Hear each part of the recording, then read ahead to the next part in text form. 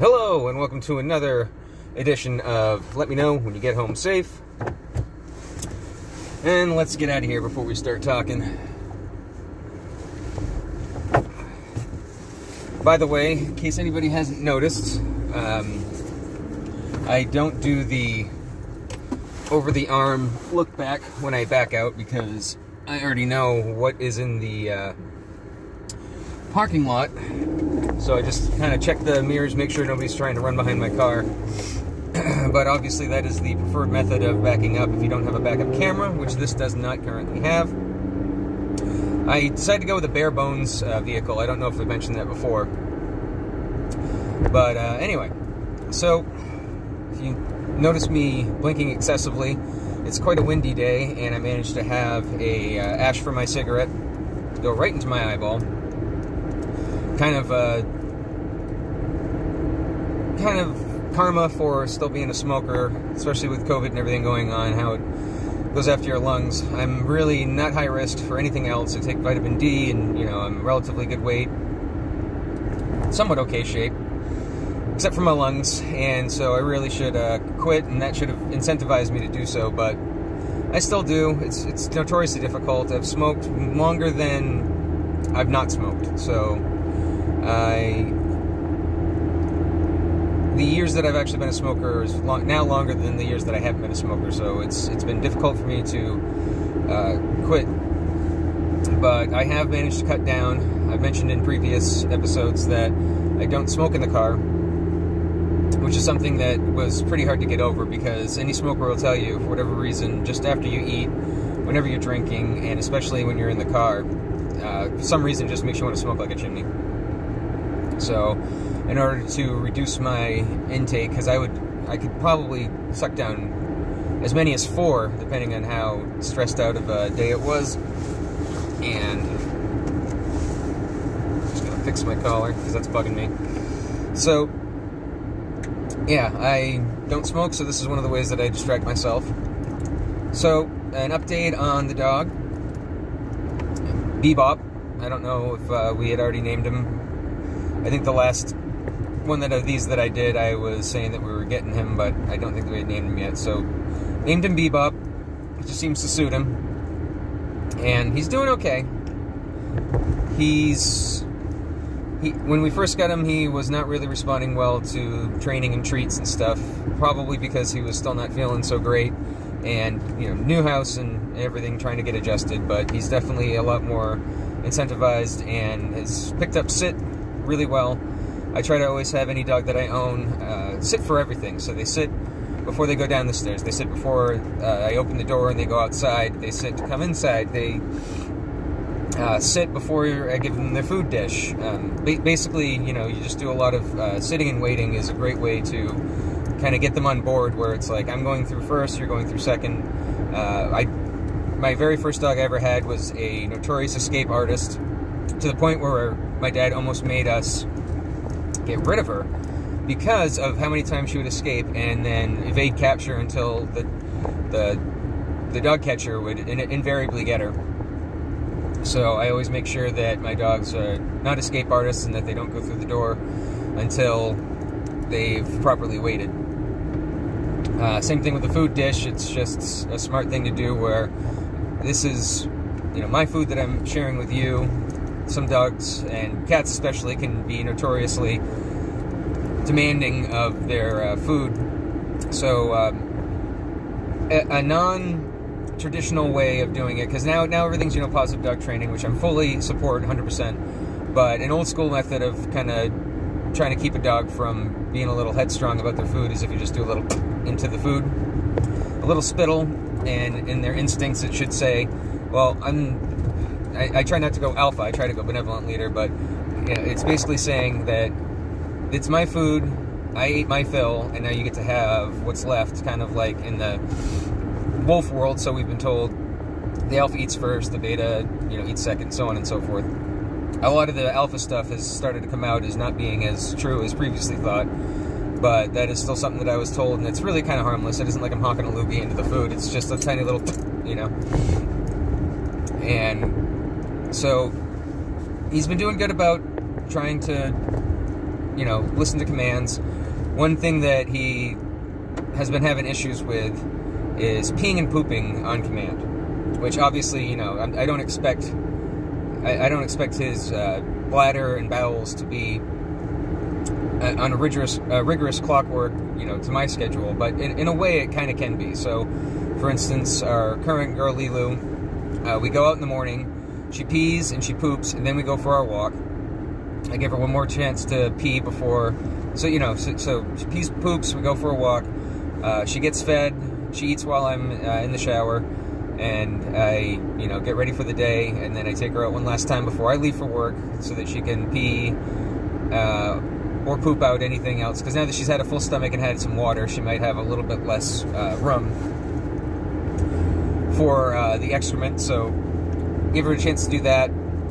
Mom lets her out at lunchtime, then I take her out when I get home, and then we'll do one or two more bathroom breaks before bedtime. And so she'll just have her major poo of the day in the morning, and occasionally she'll do an extra one at night or whatever, but for the most part she just does her big one in the morning. And we do it before the walk because it's so much easier to just pick up the poop then and there and put it in the trash can, rather than try and figure out a way to transport it back to the house. Because I'm not one of those MFers that just lets their dog go on the side of the road whenever, wherever, just to allow the next person walking by, or biking by, or walking their dog by to have to deal with it. I know there's a lot of dogs out there that do like to eat feces. I know there's a lot of kids, toddlers and stuff, that are walking and they don't know to watch their step just yet. So it's just a polite thing to do to have, you know, your dog's waste taken care of by the owner. And heck with all of you that don't do that. That's just, you know, not cool. I actually saw a video of a woman, the dog pooped, and so the woman just kicked some snow over it so the next person could walk through it, which is just that's even worse than, I think, just leaving it. That was disguising it so that it's like a landmine. But anyway, so yesterday morning, it was hilarious. So what most likely happened was, so I get up in the morning, I get up way earlier than I need to because he's not used to the routine yet, and I didn't want to be late for work. So I take both of them outside. Lilu knows the drill. She pees, she poops, she pees again, pees a little bit more. She had almost nothing in the tank, but she's like, I know this is what we need to do before we can go to the walk. And he's just flat out refusing to do anything. And it was most likely because a skunk had been by that night. You could definitely smell it really well in the morning.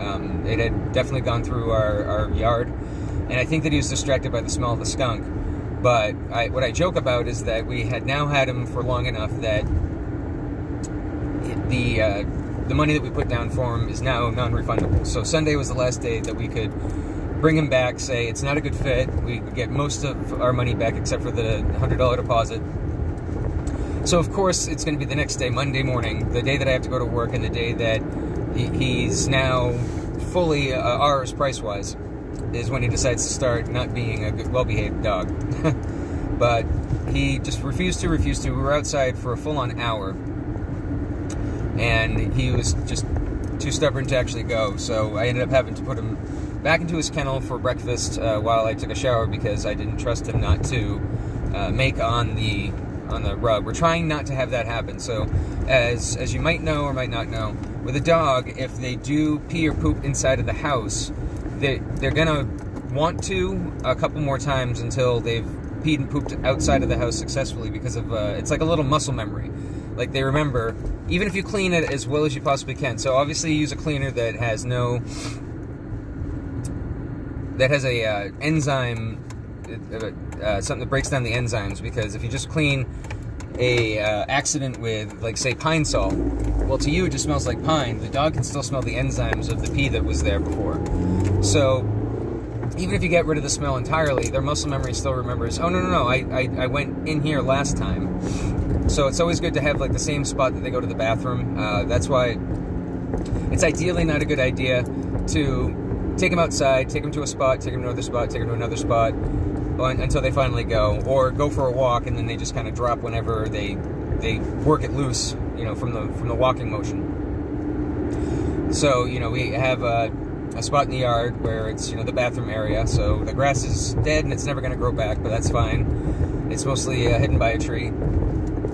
And so that's where we usually go. So he didn't go there at all.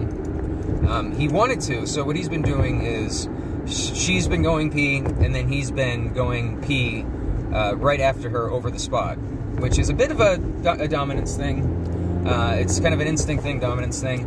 And it was fine the first couple of times just to try and get him used to, yes, this is where we pee, good job, treats and treats for pee.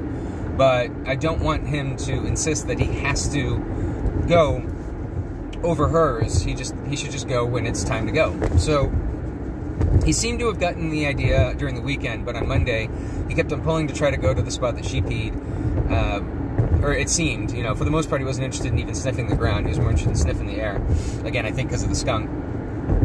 But he just absolutely refused to that morning, so I had to take him, put him back into the kennel for breakfast while I showered, and then took him out one more time before I left for work.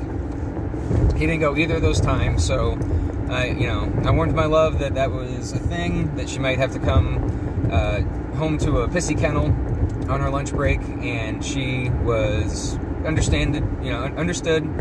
He's Lilu's a bit overdue for a bath, and we were going to wait to do her bath until we had a reason to bathe him. We figured he was going to have an accident in his kennel before now, so thankfully that hasn't happened yet. But it's probably this weekend. If he still hasn't missed the kennel, then it's just going to be time to go ahead and do bath time. But yeah, thankfully when she got there at lunchtime, he hadn't gone in the kennel, and he did pee for her. And then I think that he peed last night. And having a hard time telling if this person behind me is a cop or not. I don't believe so. I think it's just a black truck, but still being mindful.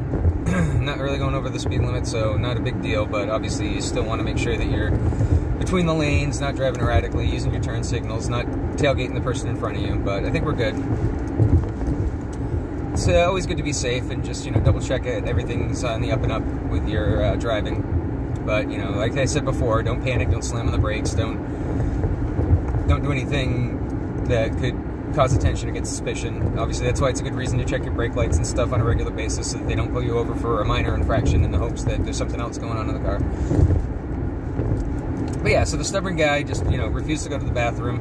Thankfully, we haven't had an accident in the kennel, so he definitely seems to get the concept of kennel, which is awesome. The first couple of times we tried to put him in, he didn't want to go willingly. Now he knows that that's a safety safe. We make sure that Lilu isn't allowed in there. When I let him out, I immediately close the door behind him so that she can't then go into the kennel. Once he's in the kennel, the most that she's allowed to do is come up to the gate to sniff it, but other than that, she's not allowed in. So he knows that if he ever needs, let's say, a break from her, or he needs to calm down or whatever, that's going to be his home away from home. So it's his own little personal cave. It's not his cell. A lot of people see a kennel and they immediately think like it's a little jail cell, and that's not the case at all. Dogs actually like a little safe spot of their own, with 3 walls and 1 opening, so that they can just back up into it and guard just 1 opening. Back into the wolf days, they kind of seem to remember a little bit of that. Yeah, now he knows and loves his kennel. Does great in it.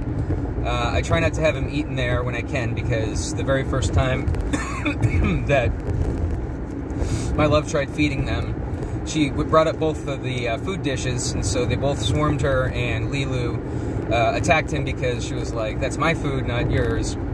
And he somehow got her pinned down, and she pulled him off, and they were fine afterwards. And so far so good. There's only been 1 little sharp bark of resource guarding from her, and it was because he had finished his meal. We keep separated, a little gate in between. We fed his meal, her meal, and they were both done. So I picked up the food dishes and I removed the barrier, but she was still looking for straggling pieces of kibble that might have, been knocked onto the floor. And he came up to her while she was doing that, so she let out a, "Hey, back off, I'm not done yet." And he was like, "Okay," and that was it. They were done. So I think that they got the idea. I think that her resource guarding is going really well, because we have a bunch of, fake antlers, hollow bones, bouncy toys, on the floor, and they take turns, swapping those without any real issue. They both carried her favorite throw toy in their mouths at the same time without any growling, so she's good with resource guarding for everything except for her meal, and I believe that a lot of that comes from the fact that she was a stray, and then shelter, and then us, and she's been a solo dog for years now, so she's used to not having to share food with anybody. She's also probably feels that she doesn't get fed nearly enough because we always like to keep her lean, not skinny. The main difference between that is that you can feel their ribs but not actually see their ribs, and that's enough meat on them to keep them healthy, but you know, not overweight, diabetic, you know, bad skin and bad fur, you know, bad on the joints. So him, poor guy, though, you know, I gotta admit, you know, that it's impossible to take emotion out of being a dog owner. So don't ever feel bad if you get angry or frustrated or upset with a dog. Do feel bad if you take it out physically on the dog, but don't feel bad if you have those emotions. And so I was livid with him yesterday morning. I'm like, you're gonna make me late for work. We've been over this all weekend, and now you're gonna choose not to behave. So I almost wanted to keep him from getting breakfast until later on that day, as if to tell him, look, we don't get the walk, we don't get the breakfast, we don't get anything until you eliminate in the morning. That way I know that it's safe to leave you for a few hours until Mom can come back at lunchtime, yada, yada, yada. This is our routine. So if you break routine, the routine gets broken. But he is underweight. You can see his ribs pretty easily. He actually didn't have much of back leg muscles when we first got him because oh my God, the amount that the shelter was feeding him trying to bulk him up. When she handed me a bag of food, and I was like, oh, that's awesome. That's plenty to transition him onto the new food. She was like, oh, this is actually what we feed him in a day. I was like, oh my goodness. It was, you know, I think almost twice what we give baby girl. And, you know, she's obviously lighter than him, so she's not going to eat as much as he is total anyway. But it was just still an ungodly amount of food. I was surprised that he was able to wolf it down because he actually, first couple of days, wasn't eating too well. Again, I don't think that he felt well. And he was scared about being in a new place. And he's a slow eater. He's slowly picking up speed. He's slowly clearing more and more of his dish. But he definitely, and he's slowly putting the pounds on. So it started with the back leg muscles starting to fill in. You can still see his ribs, you know, quite clearly, but that's slowly getting less defined. And yeah, I think that in a good couple of weeks, he'll be pretty much close to the weight that we want to keep him at. So it'll be interesting to step on the scale, see where I'm at, and then pick him up and get on the scale and see how much he weighs, and you know, then we'll know that that's basically what we want to keep him at, because he's done growing. As far as we know, he's fully grown. He's not going to get any bigger, so now the only weight that he's putting on is basically just muscle and fat, healthy amount. So, but yeah, other than that, you know, he's, you know, adjusting well with her. My theory about getting, so she has a bed that's just underneath the TV, and so my theory was, while we were at the shelter, they had, you know, a bunch of accessories at, you know, really good prices, because obviously it's stuff that's been donated, and so they just ask you to donate a couple bucks, you know, so I could get, you know, a nice big old bed for like 20 bucks, where normally it would probably be like 80 at a retail store. So, you know, I was more than happy to give them more money and get a decent sized bed. So I got one that was twice the size of anything that she would ever need, and I put it underneath the TV where she usually likes to go, in the hopes that they would start cuddling on there, because it's literally the only soft spot besides the rug in the whole house. And it worked like a charm. They snuggle together, and she's very tolerant of the snuggling. I remember she was all the way on one side, and he got right down in the middle, and he laid his head on her, and it was obvious that she wasn't quite too comfortable. She kind of like was hanging off the side a little bit, but she let him stay there. I think that she enjoys the body warmth and the companionship. I was really hoping she would be a good cuddler, because anytime my lover or I have gotten on the floor to try and cuddle with her, she'll give you the feet more often than she'll give you the back. So we didn't think that she knew quite how to cuddle, that she thought it was more of like a half play, half cuddle thing. But she cuddles with him really well. It's adorable to see. I would like for them to, you know, maybe be able to sleep together in the same kennel, but I also think that it's good for them to have their independence. So for instance, you know, they shouldn't always have to, like when I go outside on the porch to have a smoke, again, I know I'm bad, I shouldn't be smoking, but sometimes she'll be laying in bed nice and warm and comfy and not want to join me, and he'll want to join me, so I'll make sure he sits, he comes outside with me, and then they just have their independent time together. It's also going to be a good idea later on to you know, bring her for a quick grocery trip and not him. You just don't want to have them get so bonded that there's separation anxiety if they're not together. So I think that having them sleep in their independent kennels overnight is a good thing, so they can cuddle during the day, you know, when one of us is home, so they can enjoy each other's company but not require it in order to be able to have a good night's sleep and stuff. And so starting that out immediately, and that's the problem, is that, you know, him coming to us so underweight. They botched his neuter really badly. It's looking so much better now, but when it came, it was still pretty raw. So that's, you know, one of the reasons why it was so miserable. But, you know, I think that regardless of, you know, the instinct is to be like, well, we'll let him get adjusted and comfortable for a week, and then we'll start in on the rules of the house. And that is not the way to go. You want to set him up immediately. You want to, you know, even if it takes you half an hour to get him to sit before he goes out the door, he needs to understand that that is how the house works. It's not just a new rule that we implemented after a week because, you know, he's going to think that he was doing something wrong and that now it's a punishment instead of just the way things are. So we're very happy, and I don't know if it's because he's taking the lead from Lilu.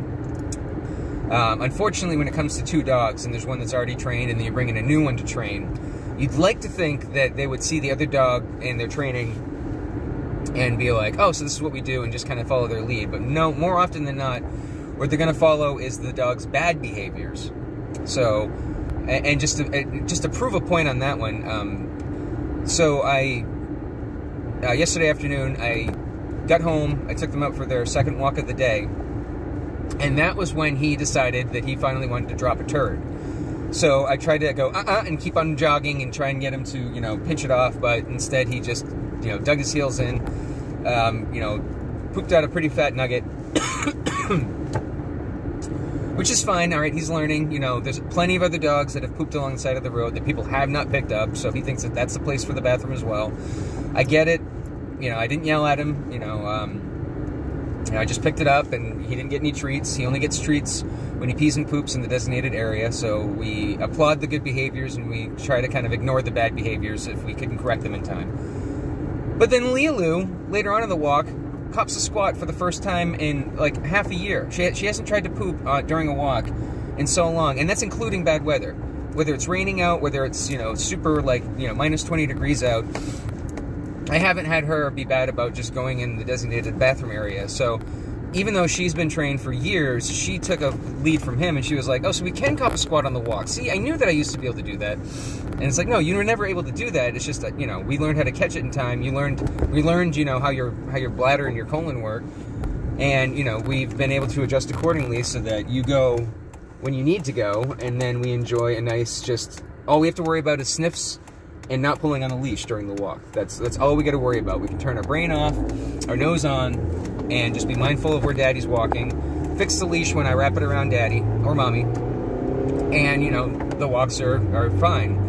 And in that case, I was just so upset with her more than him. Him I understood, because it's like, well, I haven't been able to poop yet. We're on a walk. It's loosening the bowels, so yeah, I got a cop a squat right now. Plus, we just passed by some other dog's poop, so why wouldn't it be okay? But for her to do it when she knows that that's not the rule, I was kind of upset, but it also reminded me, oh yeah, well, dogs usually learn the bad behaviors from each other more than the good ones. Another case in point, so Sunday was actually warm enough that we decided, okay, there's a million things in the house we need to do. There's a million different training things that we got to do, but just for some together time and, you know, for us time, because you always want to put aside some time in a relationship, no matter how old it is. You know, go out for a date night, go out for dinner. In our case, go out on the porch when it's actually kind of warm out and play a game of cribbage together. So we were out on the porch with the two dogs. You know, we had a part of the porch blocked off that goes around the corner of the house so that we could always keep an eye on him just in case he decided to get in his head to pee or poop. And so neighbors walked by, and he started howling at him. He has not barked yet. Like, all we've actually gotten from him is a whine. The only barking that's actually come out of either of them has been Lilu, and that's what they've been playing, and that's fine. That is actually some of the only barking I ever encourage in a dog. If you're going to get a dog for security, then obviously, yeah, train them to bark when somebody that you don't know is at the door, not when somebody that you do know is at the door. So an easy way to do that is, you know, you keep on, you have one person outside and you have them knock until the dog stops barking, and then you come in. Obviously, a stranger that doesn't belong there isn't going to narc. knock, or if it's, you know, somebody that's trying to home invade, but to get you to open up the door, you know, you open up the door, you say friend, or you have a code word, you know, for the dog, where it's just like, this is somebody that I expected at the door, otherwise be on guard, you know. I can, you know, get into it if I research a little bit more. I've never trained a dog to be a guard dog, so half of this is talking out of my butt. We don't research anything in Nick 101, despite it called Nick 101, so it makes it sound like it's a class. But anyway, so he starts barking at people going by, which is, you know, not good. I don't want him to terrorize anybody that's going past. Everybody has a right to use the road. It's just once they start going onto the yard that, yeah, if you want to give a little bit of a warning bark. But that's kind of hard to teach, so I'd just rather not barking at all. Playtime barking is absolutely fine and encouraged because it's the way of the dog telling the other dog, oh, that was too hard, that was too much. Back off for a second, I'm feeling overwhelmed. Playtime barking is healthy and should never be discouraged. When it starts turning into growls, snarls, and, you know, aggressive barking, and, you know, there is a very noticeable difference, then you should obviously, you know, intervene. But for the most part, if you discourage any barking during playtime, the dog is going to think that there's no other recourse. If they can't bark, then they're going to have to go immediately to bite. So it'll escalate faster if they're not allowed to bark. So he barks at the neighbors going by, and she joins in. She loves people watching. She loves seeing people go by. It's, you know, especially once COVID hit, it's about the only interaction she gets anymore, because most people don't like to, you know, especially whenever he's wearing masks, even outside. I mean, you know, nobody wanted to come up and say hi to the dog.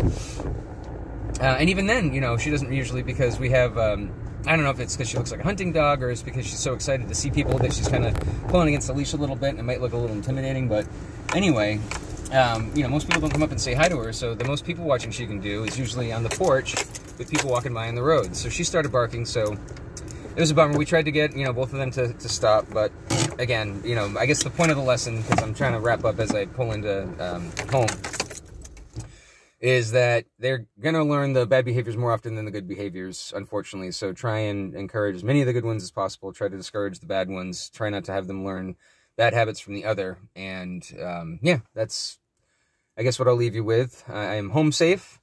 Thanks for listening. Thanks for taking the ride with me. And I appreciate you, and I will see you next time.